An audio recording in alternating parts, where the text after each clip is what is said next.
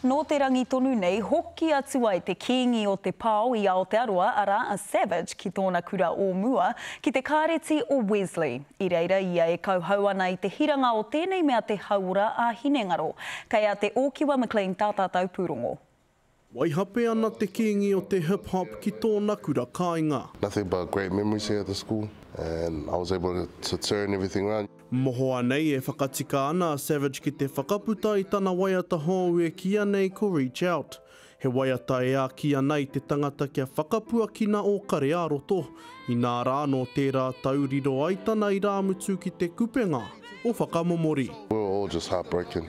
And then when I flew back home for the funeral and kind of started to really discover our statistics for the suicide rate here for our teenagers, that was alarming. But I just wanted to push this message and use my platform to do that. Heri te tonu te panaia o Savage nōna i te kura tuarua.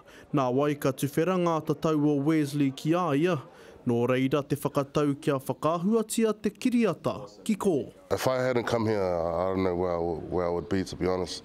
So that's what we're doing with this video. I'm sharing my testimony, and there's a moment in the video where I actually attempted to take my own life, but I was saved by my older brother. He tikanga no mai anō te pāo i te wā o te karakia ki te kāreti o Wesley. Hei whakamānawa i aia kua titoa e ngā tauira he pāo mō Savage. We didn't know it was such a big thing for him, just like what an impact Wesley gave to him. So it's pretty cool for us to give back to him, like as a chant, give him a thank you the Wesley way. It's kind of like a pathway for me to go through and become a leader I can be. Me te karere ki te hunga e pōkai kaha ana. Imagine if I had done it.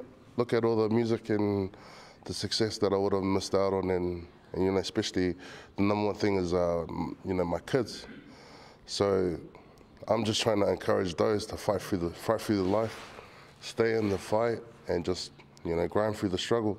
Because I truly believe that God blesses those that He knows that are strong at will. Hei a te rā mere puta i te waiata nei ki runga pai papori.